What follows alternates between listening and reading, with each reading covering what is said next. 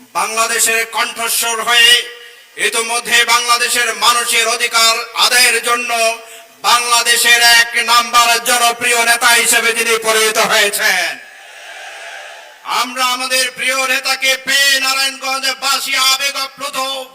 আমরা আমাদের পক্ষ থেকে আমাদের সংগ্রামী নেতাকে সালাম এবং সংগ্রামের শুভেচ্ছা জানাচ্ছি এবং এই কর্মী সম্মেলন থেকে আমিরে জামাতকে আমরা এই প্রত্যয় ব্যক্ত করতে চাই, 12ই ফেব্রুয়ারি যে নির্বাচন হয়েছিল সেই নির্বাচনে প্রত্যাশা ছিল অসংখ্য শহীদ রক্ত খুনের বিনিময়ে আমরা একটি নির্বাচনে ভোটের বিজয়ের মাধ্যমে একটি স্বৈরাচার মুক্ত বাংলাদেশ চেয়েছিলাম।